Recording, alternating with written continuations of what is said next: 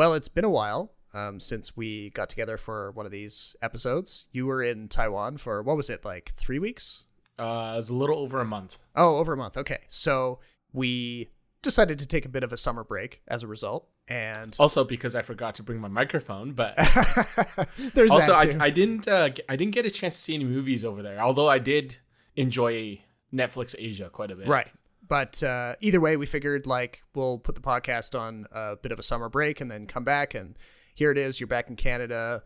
It's August. We've both been watching various things that have come out of the past little while. Mm-hmm. And now we're going to talk about them. But first, one of the bigger like news stories that broke in the movie world while you were away was this whole Warner Bros. Discovery BATGIRL cancellation thing that Mm-hmm. I was kind of surprised ended up being a bigger story than I initially thought. Like, the news came out that they had this BATGIRL movie that they were in post-production on. They had shot all the footage. They were actively like getting it ready for release. They had scenes going into CGI. Like they had studios working on it. Like it was going to come out. It wasn't some sort of fledgling project. But then, as part of this Warner Bros. Discovery Channel merger, they get a new CEO. The guy's looking around, seeing what stuff is going to come down the pipeline. He sees this BATGIRL thing, and he's like, yeah, it looks too cheap. I don't think it'll make sense to put out into a theater, and it looks too expensive to be like profitable as a streaming release. So he just cans it. And that now it's not coming out at all. All the work of all the people who were on it is just going to sit on a shelf somewhere. And so it actually like it kicked off this whole discussion over like, you know, the whole commercial movie approach in the streaming world, and, you know, the way HBO is being handled as part of this whole thing. I don't think it being canceled is that big of a news. I think the bigger thing that I kind of latched on to, since movies get canceled and mothballed all the time, was the fact that they weren't even going to release this on streaming. Yeah. I always understood, like, now if they decide not to do a theatrical release, then they'd at least put it on streaming, because why not, right? Like, what's there to lose? Yeah. You already have people paying for the subscription, so just put it up there and see what happens. Yeah. But I was kind of surprised just how quickly they axed it. We lost a potentially cool performance in the shuffle too, because Brendan Fraser had been cast as the villain. And I saw some footage of him like on set, you know, doing the classic villain walks away from an explosion type shot. And I was thinking to myself, okay, cool. Like, you know, I know he's been doing small projects in the past couple of years. Like, he's been on TV a little bit. He's been doing some indie films, but he hasn't really done a big superhero style movie. And he's in a phase in his career now where he's not playing the leading man anymore. It would have been really cool to see him as a villain, like a straight up like comic book villain. And now that we're never going to get to see that. It sucks. I know. It should have been part of the Brendan Fraser renaissance, but yeah, we're never going to see it. And then, well, Michael Keaton was going to be in it too. True. Yeah. But I was saying that Batgirl's not like an unknown IP. No. I think it's got a pretty big fan base. So to outright cancel it for, you know, the sake of writing off tax or whatever, is a pure business move. Now, whether or not the movie was good or not is kind of up for debate, because we'll never ever see it. Yeah. But I mean, just based on the set pics that we saw, the costume that we saw, it did seem pretty cheap. Now, 90 million is pretty cheap for a superhero budget these days. Yeah. So, but it's comparable to what you get on TV. So I'm guessing it probably seemed a little too much like a TV movie. But at the same time, wouldn't that be perfect for a streaming only, you know, release? Yeah. It just, I can't believe that they would give up on it so easily and just take the $90 million write-off instead. Yeah. And, you know, it followed on the heels of a bunch of reshuffling of other stuff at HBO. Like they canned a few movies that had been originals on there. They fired a bunch of people who were like in duplicate jobs because, you know, they were merging with Discovery. Well, that happens in a you know, that's all to be expected. But it, you know, there was some interesting conversation online about how, you know, it's just one of those like harsh commercial realities of the movie business, where you've got people who fundamentally don't see movies as art, they see it as products. And there was a lot of people kind of grappling with that. And I was like, on one hand, I thought, okay, yeah, I I see how people would be frustrated by that. But on the other hand, yeah, these are like profit generating things for the company. And if it's not going to work like that, then they're going to start making some cuts. Well, and also just, the other part of this is Warner Brothers still backing Ezra Miller despite all the stuff that's happened. Yes, all of like the criminal accusations. Yeah, like the cult stuff, the grooming stuff, all that weird shit that's going on. And then they have Leslie Grace, who is a visible minority in a big role. Yeah. And she gets axed.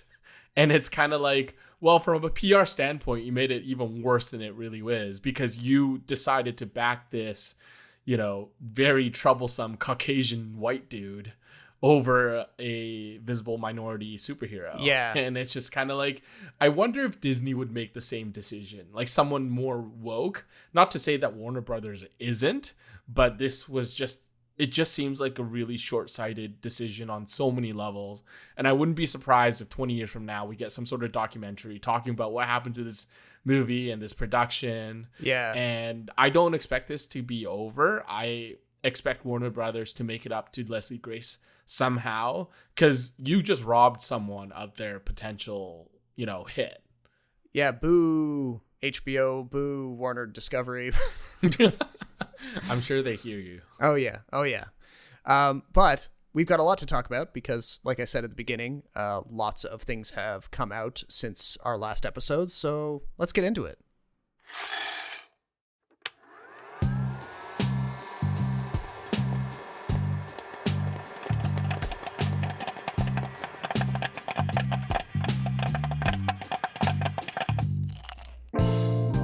Welcome to the Extra Buttery Podcast. It's a show about movies, TV, anything with a story and actors on a screen, really. Join Jason Chan and Robert Snow's free-flowing conversation with deep dives into characters and plot with the occasional salty opinion. So get your popcorn, I got mine right here. Let's start the show!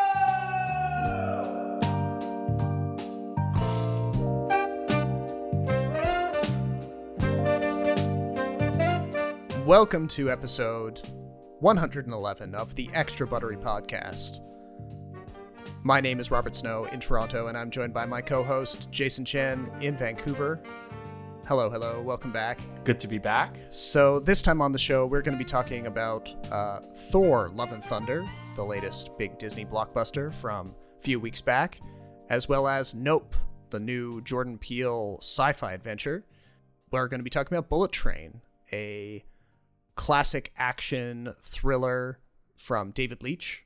And then we'll cap things off with The Rehearsal, which is probably one of the weirder, harder to describe things I've watched in recent days. And I really hope a lot of people see it, even though some of the stuff is very, very cringy on purpose. Can I add another one if we have time? Yeah, go for it. Netflix has a Korean show called Extraordinary Attorney Woo. Oh, okay.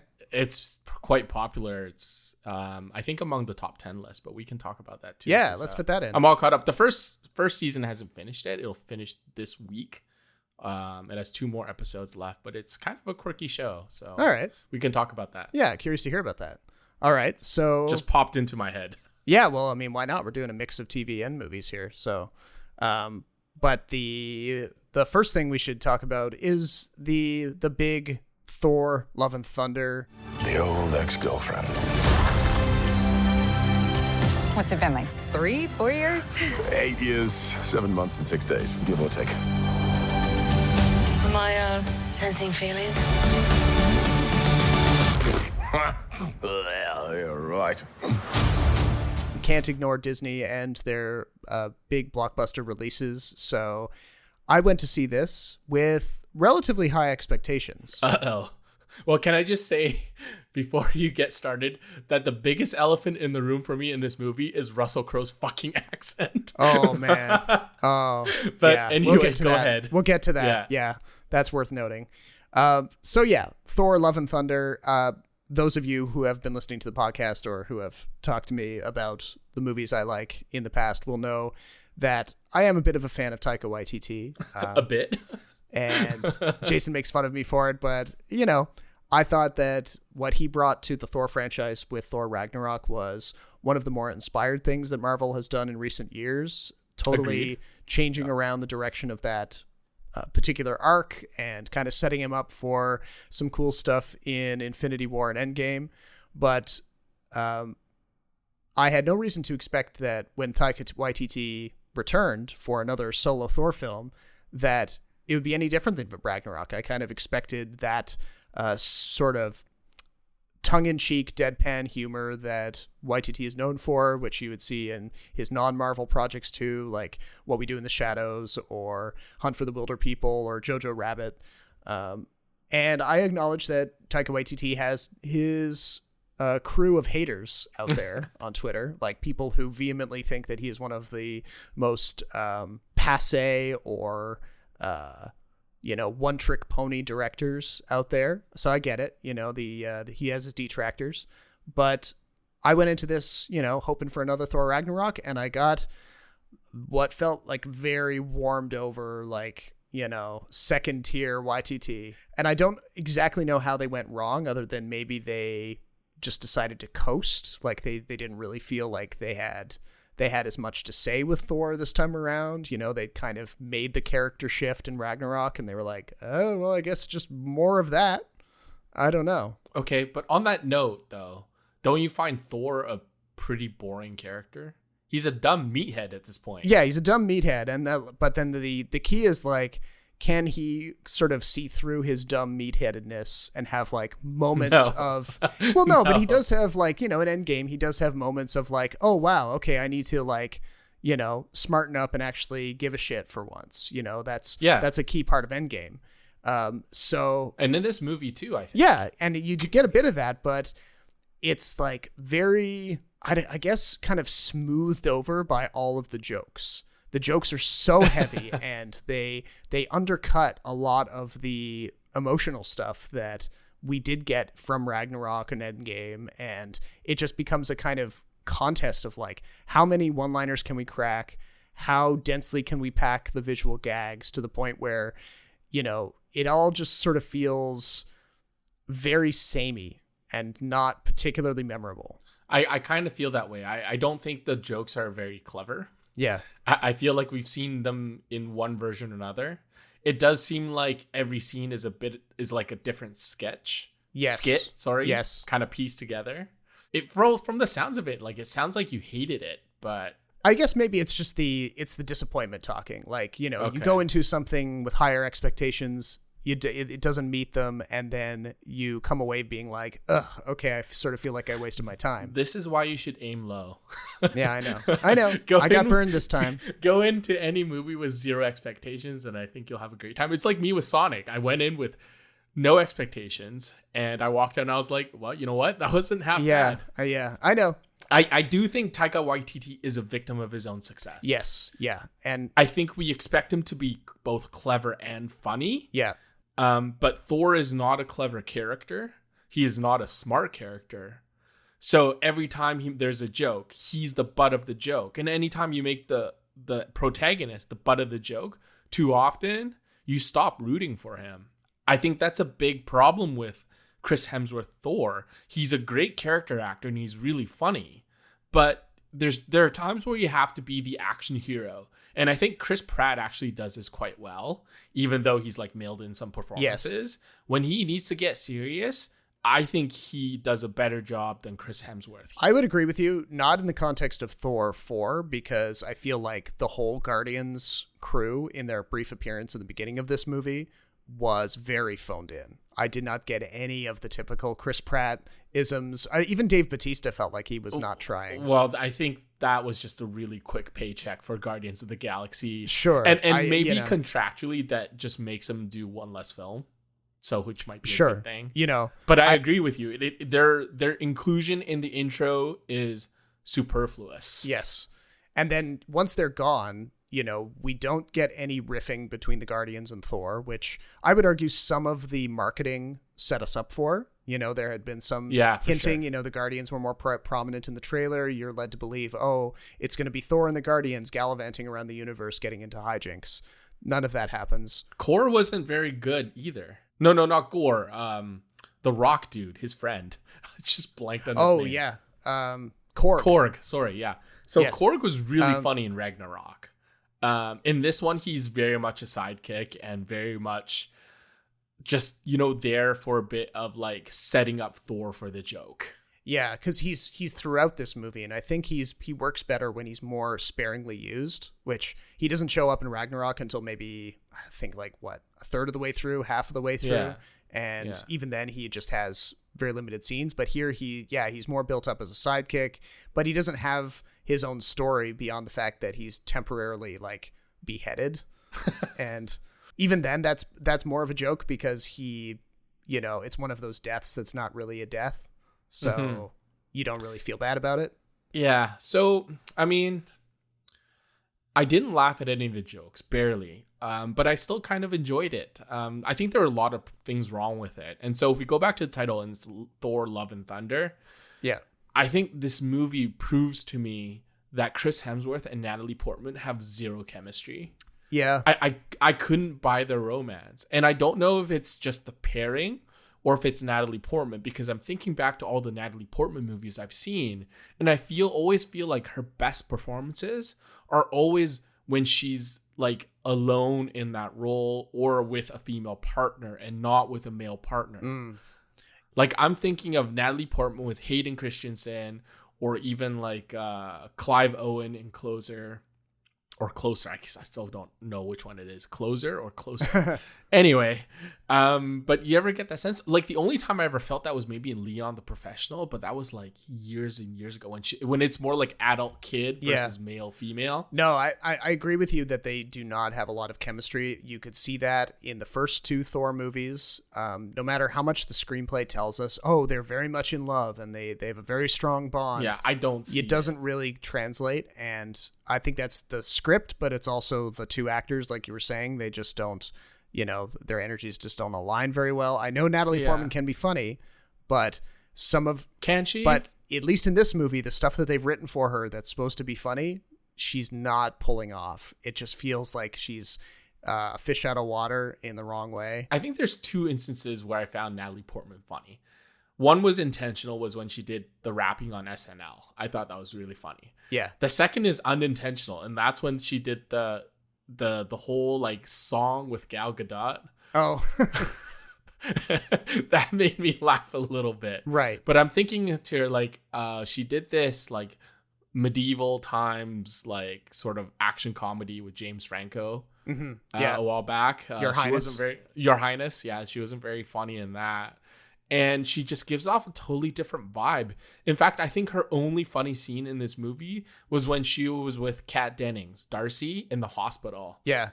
Yeah. And like, it's nothing against Natalie Portman. I think she's a really good actress. She's obviously really good looking. But I can't buy it. Like, maybe it's the fact that Chris Hemsworth is like 6'3" and like 230 pounds. And she's like 5'3", and smaller. Yeah. And every time I see them on the screen, I'm just like, I know she's standing on an apple box. But the movie is so flippant about her role in the whole movie anyway. Like, agreed. It introduces her as, it's like, oh, Jane Foster, she had a big presence in Thor's life in the first two movies. And then we see a bunch of stuff with them together, their relationship after that, and then leading up to them breaking up. And then it's like, oh, guess what? She has cancer. And that's almost played like a joke. Yeah.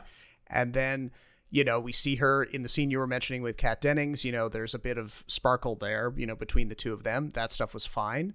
But then she just sort of, receives this kind of message from beyond, from Odin maybe, and says, go to New Asgard, touch the pieces of Mjolnir and you'll be healed or whatever. And then she goes, we start to see like, elemental stuff happening and the pieces are starting to recombine. We don't actually see her get her powers, which seems wild to me. Like the whole point is that she becomes the new Thor. We don't see that happen. We don't see her react to it. She just arrives later on fully in costume. And that's about how seriously the movie takes her performance. Yeah, that's a good point. Because the other thing was pacing.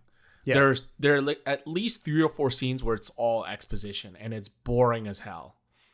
And then there are scenes where I feel like there's a scene missing in between, Yep. Or it cuts away too quickly. Like there's this one scene with Sif where she loses her arm. Yeah. And I have already completely forgotten what that scene was about. And there's another extended scene where like Matt Damon and Chris Hemsworth's brother comes back and they do like a stage play. Yeah. And I'm just kind of baffled as to what exactly was the punchline of that entire scene was. Like, yeah, like Taika seems to misunderstand why those two characters were funny in the first place, which was nobody expected Sam Neill, another Hemsworth, and Matt Damon to appear uncredited in a movie like this. And so like the shock value is now worn off, and to have them show up again just feels like they're kind of poking us and being like, get it, it's funny, get it. Yeah, so we'll talk about that thing too with Bullet Train later, because they have that same sort of style. Oh, okay. But the second part of Love and Thunder is Thunder. And I have no idea what Russell Crowe is doing in this movie. Neither do I. But it is one of the worst performances I've ever seen. Yep. The accent came off as Italian. I thought he was doing some sort of Super Mario impression. I only learned later from reading that he was trying to do a Greek accent. And it sounds nothing like Greek. Apparently they duplicated all of the shooting. So like they had him do every line in his regular voice and in this Greek accent. And they decided to go with the Greek accent for reasons my God. It is beyond me. So it's funny for like the first 30 seconds. And then you realize, oh, he's actually trying to do a Greek accent. Yeah. That's when it stops being funny. And Russell Crowe, by this point, is not like an intimidating dude anymore. No. He's big, but he's not like Gladiator kind of big. He's like a obese dude. And he's doing all these like twirly tricks with like a baton, basically. Yeah. And then you have a Chris Hemsworth naked scene in there as a joke. And I'm just kind of completely thrown off by it. Yeah. It's very much Taika Waititi humor, but it's one of those times where I'm like, that doesn't hit, and it's just cringe and awkward, and I want to get to the next thing. Yeah. And they even go so far as to, in the, I can't remember if it's the mid-credit scene or the post-credit scene, but... Oh, yeah, they call him back, yeah. They return to Russell Crowe, and they show his son, Hercules, and they make it seem like that's going to be a plot thread in some future appearance of Thor where Hercules is going to go after Thor. And I'm like, I can't take that Hercules or Zeus thing seriously after the performance that Russell Crowe just did. Agreed. It's not intimidating at all. But that's the problem with Taika Waititi's Thor. It's too much of a comedy now. Yeah. And you said it before, it needs to take itself seriously again. Even when Natalie Portman's character died, spoiler alert, I didn't feel a whole lot. No. I'm surprised that they kind of killed her off, but I only learned later that in the comics she dies too. Yeah. But there was no emotional weight in it. The only emotional weight in that entire movie was Christian Bale. And like he does a surprisingly good job. I wouldn't say that I'm surprisingly. Why are you surprised? I'm not surprised. He's a really good actor. Well, no, not surprisingly in the sense of like, oh, I can't believe Christian Bale is a good actor, but in the sense of like he is the one really good performance in an otherwise kind of mediocre movie, right? So he stands out. I wouldn't call his villain that scary, but it's effective, and it feels like the right kind of villain for them to be facing off with. He seems suitably threatening to them power-wise. Yeah, it's just kind of funny because usually it's the protagonist who has the multiple layers. Yeah. But in this movie, it's the villain who has the multiple layers that we have to kind of sift through. Yeah. But we don't get enough scenes with him. Yeah. And so he becomes ultimately a far more compelling character than everyone else. But unfortunately, him being the bad guy, he has to be defeated. Yeah. In my opinion, one of the dumbest ways to end a movie is to have two big groups of people fighting each other. Yes. And yes, the kids are cute, blah, blah, blah. But it's not the way I envision a movie to end. I prefer it when two people face off, kind of like we saw in The Northman. Yeah. And it kind of takes it away from it. I don't know. I felt very, as you said, quite unsatisfied by the whole experience. Like there was no beginning, there was no real end. It was a bunch of jokes in between. And about an hour and a half through, I'm already wondering, okay, like, I know there's half an hour to go, but can we just speed this up? Yeah, and you contrast that with the ending of Ragnarok, which, for all of the jokes leading up to it, at least it had a suitably epic conclusion where, Thor faces off with Hela in Asgard. He loses his eye. They have a duel. He then flies back out. He sort of reignites his powers. He flies back out with lightning coming from his fingers, and he goes after the army of the dead, set to the Immigrant Song by Led Zeppelin. It feels, it has a grandeur to it that is not being undercut by, like in Love and Thunder, where you were saying the kids are briefly imbued with the power of Thor, and so it's supposed to be sort of like an epic battle, but all of that is made jokier by the fact that they're kids who are doing these violent things. So, and I'm just like, why couldn't Thor give his lightning power to all the other Avengers? Yeah. Like, wouldn't they be just even more superpowered at that point? But like in Ragnarok, Thor doesn't necessarily win. Like, he loses a big part of himself, and he has to rediscover it in the other films. In this one, what does he lose? He loses Jane Foster, yes, but in a sense, he never really had her. No, exactly. So what does he lose, really? Korg is back. Asgard is back. His relationship with Asgard is arguably stronger than ever. Yes. I don't know where the character development comes from, which is, I think, the biggest problem with Thor, because it's kind of like, how do you make Superman interesting? He's a god. What do you expect us to do? Like I was saying before, disappointing that they ended up in this place. It feels like they might have been improvising a little bit, riffing a little bit too much, and just, I get it. They seems like Taika's sets are fun places to be, and the actors like working with him. But I don't know. Sometimes you gotta kind of engage with the seriousness of some of the kind of crazy stakes that they're talking about. Like worlds being ripped apart and all of that. Like, you can't always be kind of tickling somebody or something. What score did you settle on? I think I went 2.5 out of 5 on this one. Yeah, see, this is interesting. I went 3 out of 5. Oh, okay. I thought 2.5 was a little low. Like, some parts were executed quite well. I actually really liked the production design and a lot of the sets that they brought forth, or they brought to the screen. But yeah, there are a lot of things that I just didn't like, and it would never go to 3.5 for me. But I just felt like 2.5 is a little too harsh. Yeah, maybe it's just that sense of disappointment that's the extra bitterness, just pulling it down a little bit. Yeah. But next up on the schedule is Nope from Jordan Peele. Bro, what you see? Something above the clouds. That's big. How big? Big. You think whatever killed Pops is out there? Right here, you are going to witness an absolute spectacle. So I know you were very hesitant to watch this movie because scary movies Milo likey. I know. I'm trying to hopefully by discussing this a little bit more in depth, I can get you over that hump, and we can you can go see it and appreciate it, because I think there's stuff in there that you would set like. It up for me. But this is the third feature film from Jordan Peele, who up until now has been known mostly for horror stuff. He did Get Out and then Us, both definitely horror thrillers with a lot of violence in them and very spooky undertones with some social messaging mixed in.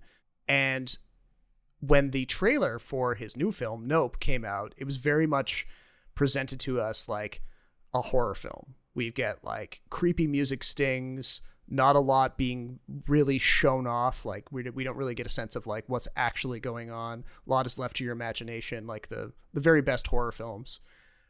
But then the movie that we actually get with Nope is a lot more of a sci-fi alien invasion adventure movie with a lot of commentary about how Hollywood works and how people in Hollywood try to take advantage of the natural world for their own gain.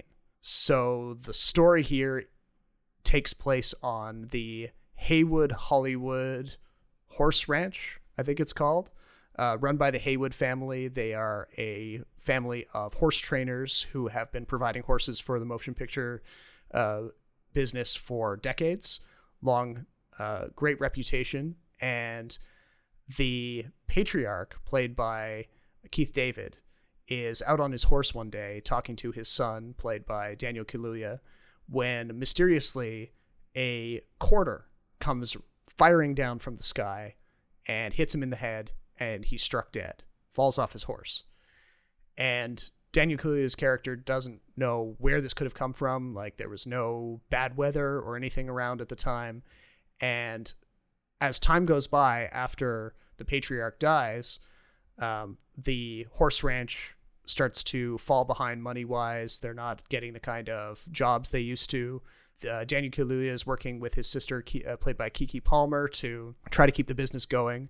But more and more strange occurrences start happening around the ranch. Other little bits of debris fall out of nowhere. Horses go missing in the middle of the night.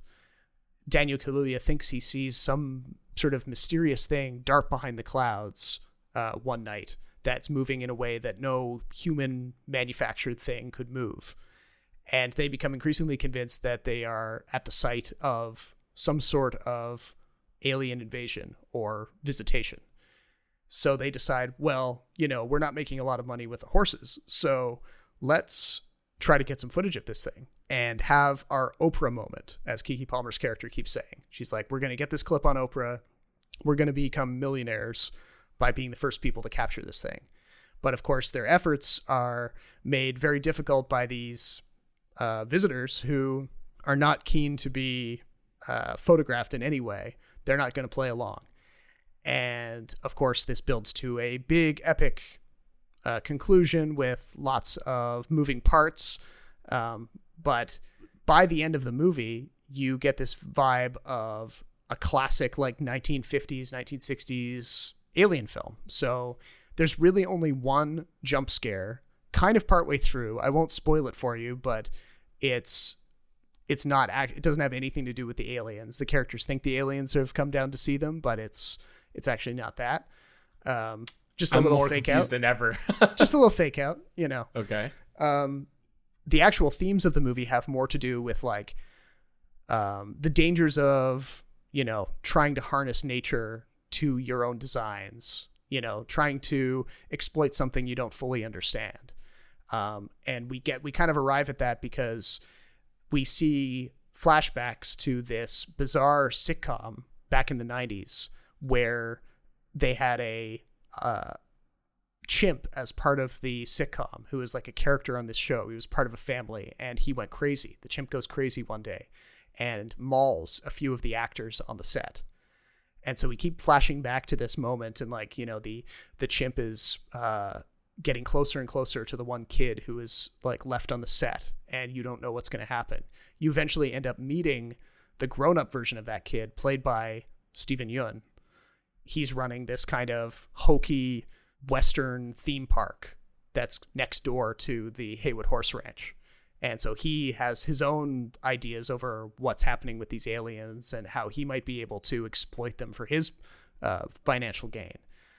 Everything about this is just so cleanly executed. Like the cinematography, the pacing, the writing, the fact that it adheres very much to like the Jaws rule, where we are left guessing about the actual shape and intentions of the aliens until the very last moment. We don't see too much of it. A lot of the thrills come from, what you don't see. And I think Jordan Peele was being very careful with the way he put all this together and the themes that he weaves into the story, and the performances. Like Daniel Kaluuya, amazing. Like he's doing so much with his eyes in this. Just he plays a very taciturn character, doesn't say a whole lot, but he does have scary eyes. The way he kind of just looks around and reacts to what's happening around him, you're like, wow, it's like whole pages of dialogue are going by, but he's not saying anything. It's so good. What's the body count? Well, I will say that there's definitely people who die. They're not like bloodily ripped apart or anything in front of you. You see the aftermath of them being killed. But it's never like, You know, if you're picturing little green men running around with laser guns, exploding people like in Mars Attacks, that's not what this movie is. Mars Attacks is a classic, though. Yeah, but this is not a Mars Attacks kind of thing. This is a lot more subtle. And okay, so one of the criticisms about this film that I read was that it's kind of like there's multiple things going on, and it can't really decide on which path it wants to go down. Did you feel that way? No, I didn't. I think like if you're paying attention to the title cards and the not the pacing, but the flashbacks to that sitcom that I mentioned, or the incident at the sitcom set, and the way the story unfolds time-wise, like going forward, it's not that hard to figure out what's going on. And then in the latter third of it, they start answering questions pretty clearly about like, all right, this is how this thing works. This is what it really is. This is how the characters are going to respond to it. So it's very, you know, there's not a lot of unanswered questions. A few people have complained online. They've like tweeted and stuff that they got lost in it. I feel like if you're paying close attention, that won't happen. They're not smart enough is what you're saying. Yeah.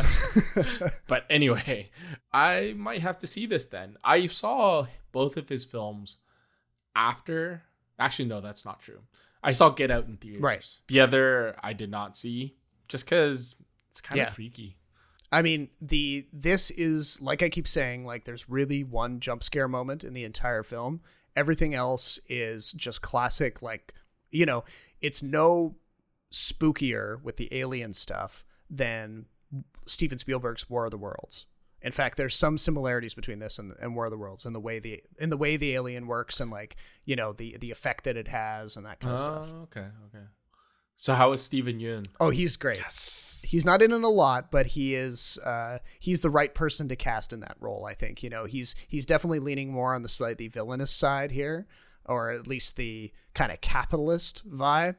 And, you know, fitting with the movie's themes, he does get punished for that. It's kind of like the cautionary tale. He's the character who's the cautionary tale for the main characters. Yeah, so highly recommend Nope if you want to rush out and see it. But then you saw Bullet Train. Yeah.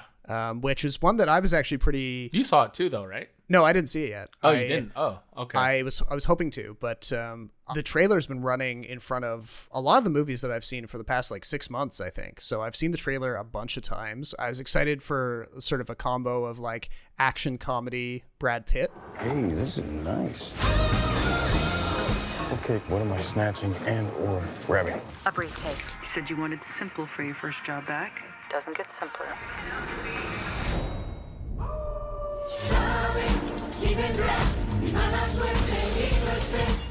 You stab me? Yeah. So it's one of the first post-pandemic movies to come out. Oh, okay. So I think that's why there's a lot of marketing around it, because there was honestly nothing else that was going to come out during that time. Yeah.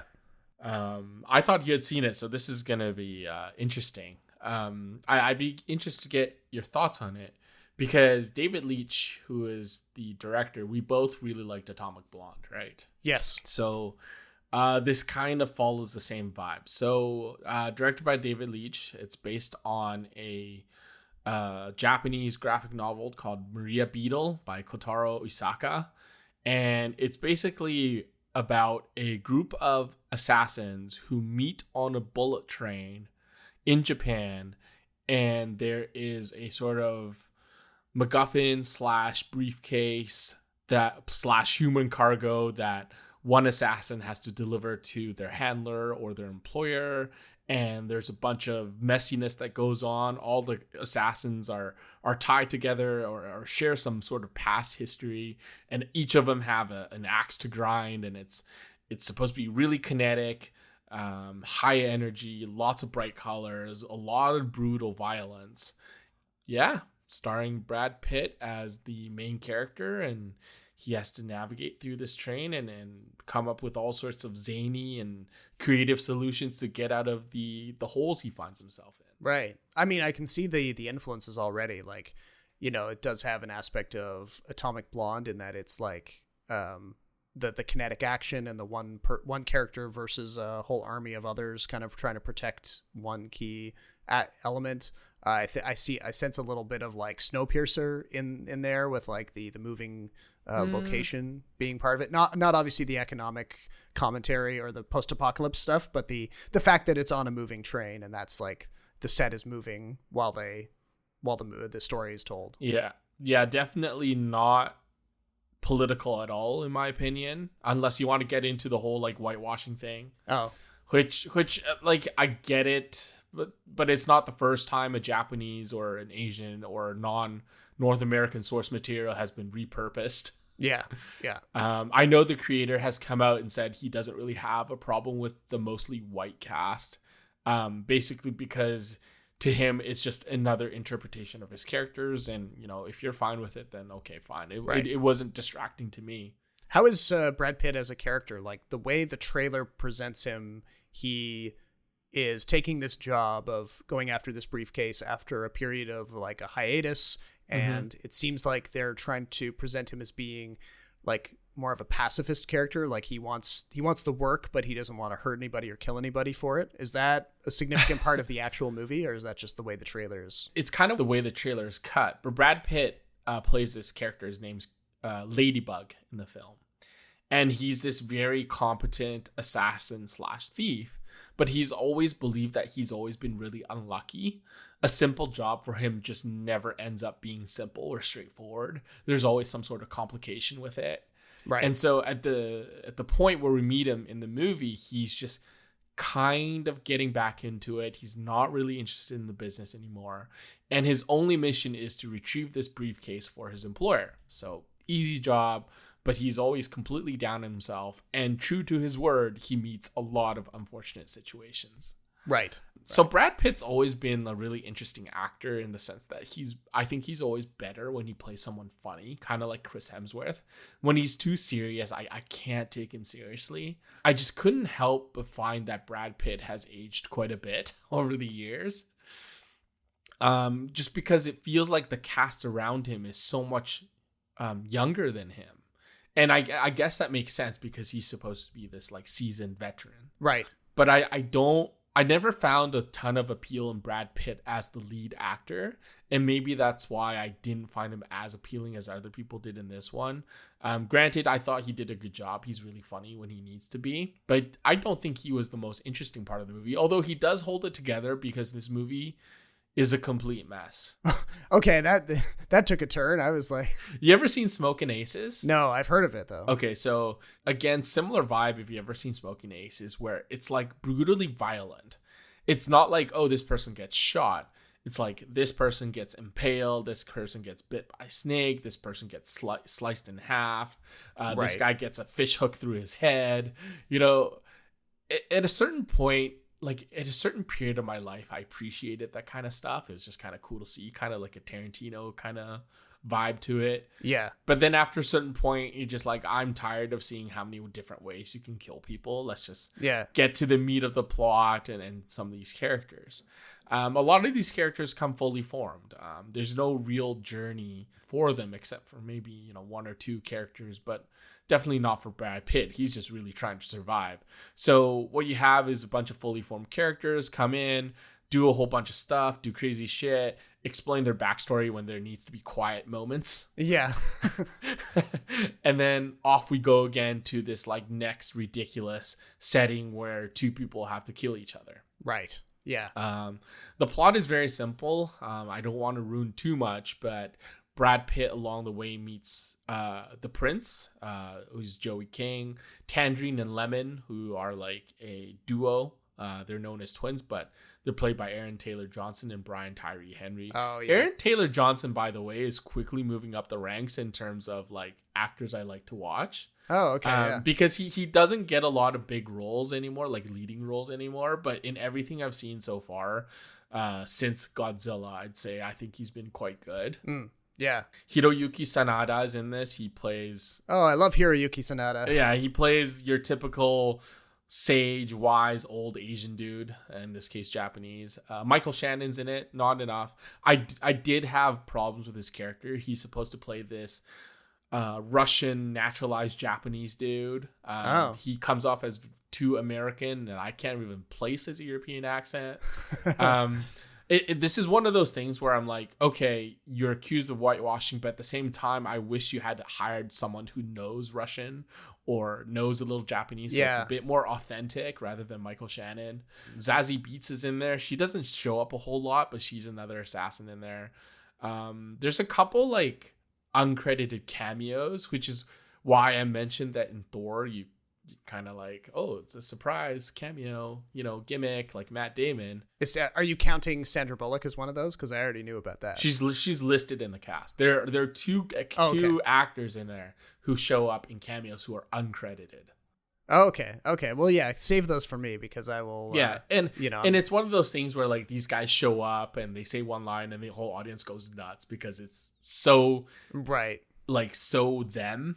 Yeah, I couldn't get behind it. I just think there are times where it was too chaotic. The plot wasn't very interesting to me. It's fun to see the characters play off each other because you kind of get every combo possible. Like all the characters end up meeting each other either as a group or individually. But it also just comes off as like any generic action film where let's just throw a whole bunch of stuff into this this closed setting and see what happens. Yeah. So you're what I'm getting is that like even though the pitch of the movie is, hey, this is just a crazy action thriller aboard a train and it's just one set piece after another, you're saying that sort of thrill ride aspect doesn't sustain itself. No, like, it doesn't. The way it's shot, the way the action is choreographed, it feels like you need more. The action is fine. It's just it's too chaotic. There's almost too much of it. But that just could be me personally because there's a lot of CGI blood. Oh, there's a lot of grisly deaths, and there's a lot of creative ways to kill people. In the end final scene where the bullet train is like hurtling like hundreds of kilometers towards a dead end, basically, you could kind of tell the CGI is just kind of off a little bit. It kind of looks like a video game. Okay. And if you're into that kind of stuff, sure, I mean, go for it. I don't think the way the violence is represented, the way that characters are killed off, will like really wow you or make you cover your mouth and say ooh in any sort of way, because I think maybe we're just a little too accustomed to that kind of thing. So it does come off as kind of not so original, kind of like a bit of a ripoff. Well, then it's interesting too that like this movie was made in tandem with our Sandra Bullock starring project called The Lost City that Brad Pitt appears in as an extended cameo.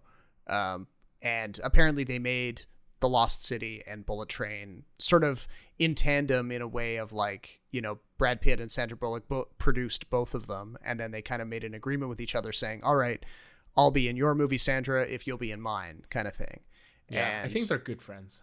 So like however it happened, but it's interesting how both of the movies that resulted from that agreement were, I saw The Lost City on a plane a few months ago, and it sort of sounds a lot like Bullet Train in the sense that there's not a whole lot fresh about the premise or the execution. It's just like an excuse to see actors that you may or may not like in these scenarios acting out a familiar kind of story with familiar beats. And it's like you're not supposed to kind of engage with it all that closely because it's so familiar. I don't know. There are definitely shades of Tarantino in this because Brian Tyree Henry's character obsessed with Thomas the Tank Engine.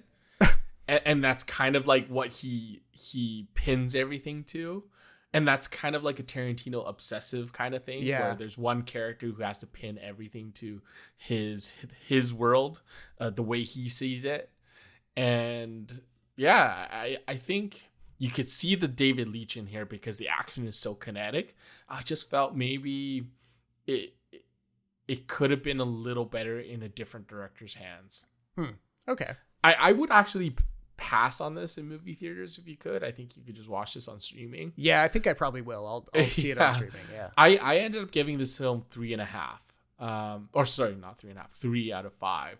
2.5 again seems a little low for the execution, and like the acting is some of it's quite good, but it'll never be 3.5 ever. Right.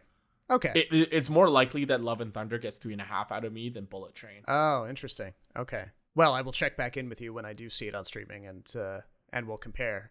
But we have time now towards the end of this episode for 2 TV recommendations. These are both shows. I watched one, you watched the other, so we get to kind of trade back and forth and try to convince the other person to watch. But the one that I'm going to be recommending is The Rehearsal, which is, as we're recording this, out of the 6-episode first season, 5 episodes of show have appeared on HBO, and the finale is coming out in 2 days' time, so I still don't know how the thing ends. This conversation's going pretty well. Yes. So that's no accident.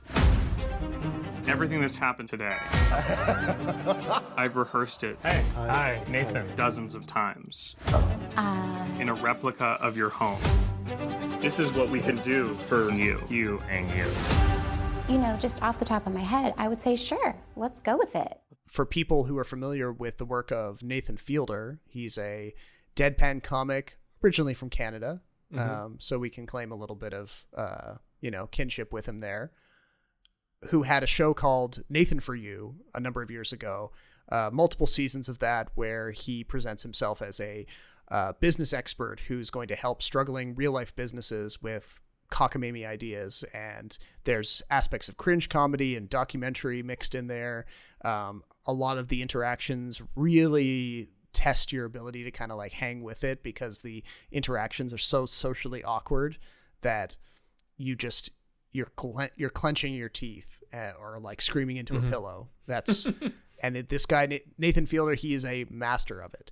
So it's been a few years since Nathan for You came out. I've only watched a few episodes of Nathan for You, but I've really fallen in love with his style on The Rehearsal, where it's kind of like an upgraded version of Nathan for You. He has this big streaming service budget, and he presents himself as a guy who is going to meet up with people who have some secret or obstacle in their life, and he's going to hire actors and set builders and throw all of the resources of a TV production at these real life people to help them get over this obstacle by rehearsing for it in advance, multiple times, dozens of times if they need to, and help them live out the thing that they're struggling with in their life so that they can be successful with it when they actually go to attempt it. And in the first episode, he demonstrates this method by meeting up with a guy who has lied to a friend of his about having a master's degree. just a bizarre lie. Yeah. It was like a spur of the moment thing that grew legs, and the guy was never able to fess up to it. And so in an effort to help this guy confess this lie to his friend, Nathan constructs a perfect replica of the bar where they're going to have a trivia night, and hires actors to sit around, and builds conversational flowcharts for this guy to sit down and rehearse. And he sends an actor to go and memorize the friend's speech patterns and behavioral tics so that the actor can sit across from the subject and be the best possible rehearsing partner, so that the guy can, slowly acclimate himself to what might happen in the real life conversation. And then in the second episode, Nathan takes it even further by meeting up with a woman who wants to have a child, wants to be a mother, but has had trouble finding the perfect man to start a family with. So he puts her up in a house in Oregon that is decorated to her specifications, and casts a revolving series of child actors who get older and older as the weeks go by, so that she can experience the full gamut of becoming a mother, and helping parent a child through all their stages of growth. And as this rehearsal continues, Nathan gets more and more involved in it because he starts seeing parallels to his own real life, and he wants to have a relationship with the child or the series of children and rehearse being a father and being a successful partner to a woman and all of these things. And it just gets so layered and so meta-textual over the course of the episodes. You just can't believe that he's being so weirdly like sociopathic, manipulative, so exquisitely planned out. It sounds like a show for sociopaths. It sort of is. And I mean, there's been some discussion online about like, is Nathan manipulating these people, these real life people, into being part of his show so that we can laugh at them? Well, it's no different than any other TLC show. Well, yeah, I mean, there's an aspect to that. Yeah, because there is this documentary, like, you can't believe that some of the people that he finds are real. Certainly the first... It's like Borat. Certainly the guy in the first episode, like, what he was trying to get over was comparatively, like, quite minor. But helping a woman navigate, like, being a mother and being a partner to somebody is, like, a next order of magnitude. And all of the little things that he has to stage manage in order to make it work, and dealing with that, with the woman's own sort of like her evangelical Christianity and her what appears to be anti-Semitism towards Nathan, who's Jewish, and all of the bizarre stuff that happens in between. It's you just can't believe that it's been captured on camera at sometimes. So highly recommend it. Like, it is a trip. Okay. I really hope they do a second season, because I don't know how he'd top himself, because it's just gotten so layered, and it comments on like Hollywood and the TV industry as well. So, I mean, for people who like that kind of behind the scenes stuff, it's obviously, there's those themes in there too. So good. It seems like a show that I can't binge though, because I just get so weirded out. You would want to space it out over a couple of days, I think. I mean, the episodes are short. They're like, the first one's 45 minutes, but then the other ones are all half an hour. And yeah, I mean, there's sometimes where you're like, you may want to take a break after one, like pace it out with like an episode of like a superhero show or something, because it's intense. Well, I was going to transition to the next show, but do you have a question about the rehearsal before we go on? No, forget it. I'll just watch the show. Okay. Yes, I win. Successful recommendation. So you, but while you were away in Taiwan, you had a chance to catch up on a Korean show that's available on Netflix. Yeah. And you were telling me about it before we, just as we like were recording, like a sudden last minute addition to the schedule. So tell me about this show. It sounds like it's a detective show. No, close. It's called Extraordinary Attorney Woo. So based in South Korea, it's about an autistic woman who becomes a lawyer.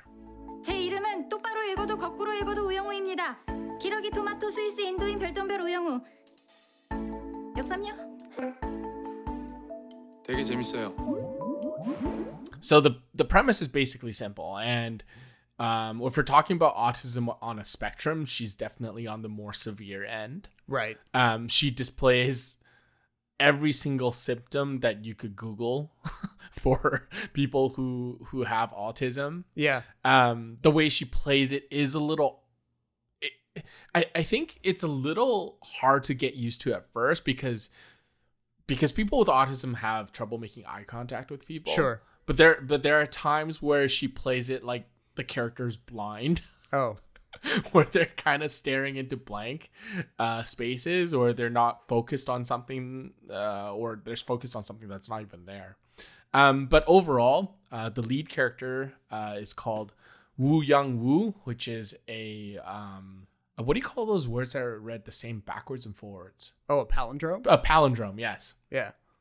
So her name is Woo Young Woo, played by Park Yoon Bin, who is quite well known in Korea because she was a child actor who's become a star. She's had a lengthy career. Woo Young Woo is an autistic lawyer raised by a single dad who owns a gimbap shop, gimbap is just Korean sushi, basically. Oh, okay. And so this is its current first season. It's gotten a lot of attention because it's actually quite a fun show. The 2 final episodes have yet to be released, but basically it's kind of like a Law and Order type series where each episode is self-contained. There's certain episodes are 2-parters, but each episode has a certain case. Oh yeah. And Woo Young Woo has to figure out a way to argue the case in order to win. She is a first-year attorney at a big law firm called Hambada. and she's helped by a female colleague who understands her autism. There's a male colleague who becomes a male, like a love interest. And then there's another male colleague who is more like a sly sort of politician who's looking to get ahead all the time. Right. He's basically the biggest antagonistic force against Woo Young-woo because he just doesn't get her. He doesn't understand why they treat her the way they do. He thinks it's because of affirmative action and special treatment. And he can't stand it when she starts talking about whales and dolphins. This is like her main interest. And she has to constantly remind herself not to talk about whales and dolphins because it just annoys the hell out of everyone. And it's a very cutesy, lighthearted show. There's a bit of CGI because every time she thinks of an idea or there's a breakthrough in a case, there's an image of like a whale or dolphin breaching the seawater in happiness. And she's just like overcome with shock and surprise. And she's aided by another friend, a high school friend who defended her when she was getting bullied in high school. And her name is Gura Min. And she is a real scene stealer in this show. She's played by a Korean actress who's known for comedy and SNL Korea, which is a whole other thing that I just discovered. Oh. That SNL has their own thing in Korea. But she basically plays this like off-the-wall kind of baddie best friend. And it's a nice foil because Woo Young-woo is autistic. She has the same meal every single time. She does things a certain way. While her friend is just like the most whimsical, off-the-wall character you could think of. And it's a nice little contrast. I highly recommend it. Comes with English subtitles that I think are translated quite well. I don't even speak Korean, but just the way they explain certain like legalese and the way they explain certain jokes, it's actually quite well translated, and I don't find that with a lot of imported shows. Yeah. The and especially something with like that kind of technical aspect. Yeah. Yeah, exactly. And there's a lot of subplots in between that I think are quite interesting. It's more than just like love triangles and all that stuff. There's a bit of a subplot regarding who Woo Young-woo's mother is and what kind of impact that could have on the rest of the show. So I think that's really interesting. If you ever have a chance, I'd give it a shot. Give it a few episodes. Each episode is about an hour long, but it's easily bingeable, easily digestible. So go for it. It's a funny show, lighthearted. It's one of the Korean shows that I could actually stand because most of them I can't. Okay. Either the plot is too ridiculous, or the love story is too stupid, or I hate one of the male or female leads. And it is available on like American and Canadian Netflix and not just in Asia. Okay. Yes. Nice. All right. Yeah. I mean, yeah, the obviously there's no shortage of procedurals out there, and there's a lot of shows, American shows that have like a Sherlock Holmes type main detective who has a quirk that makes them and these are like interesting legal cases in my opinion. Right. They're not like straight up like assaults or corporate takeovers and that kind of stuff.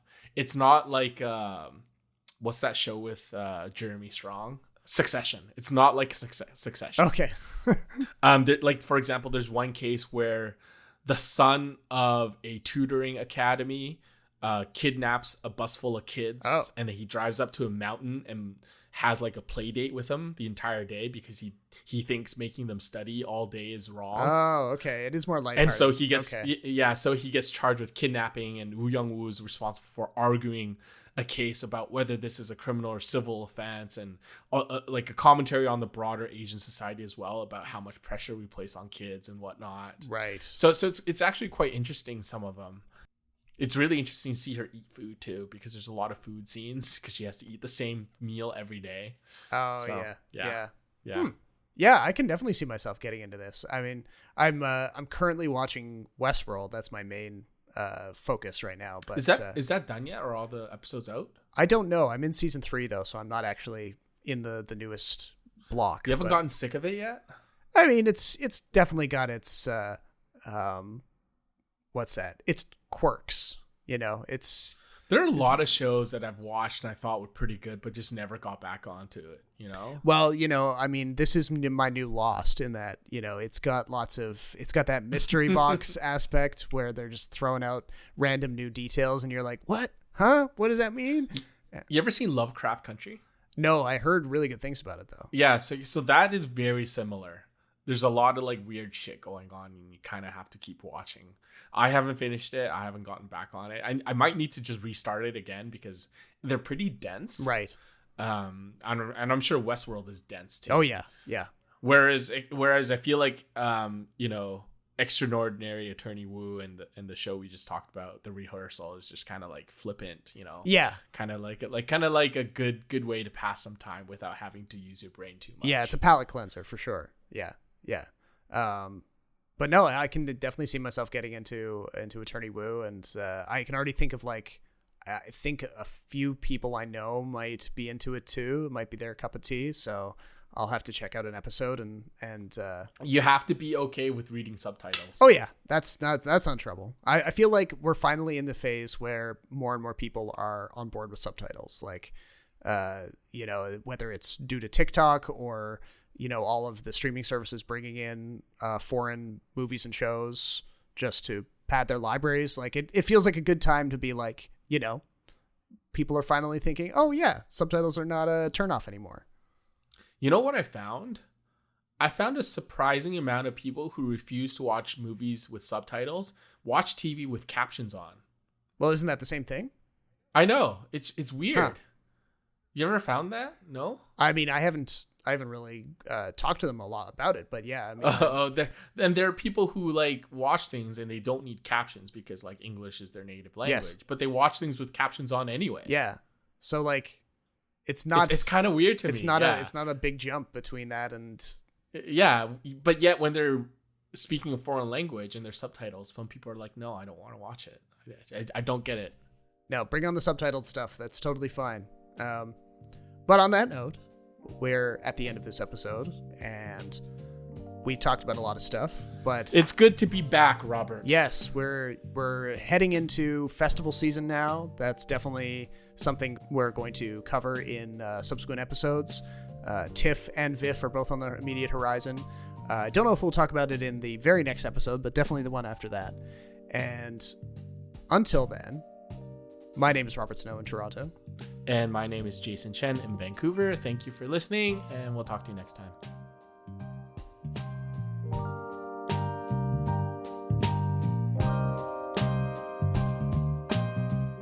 The Extra Buttery Podcast is written, recorded, and produced by Jason Chen and Robert Snow.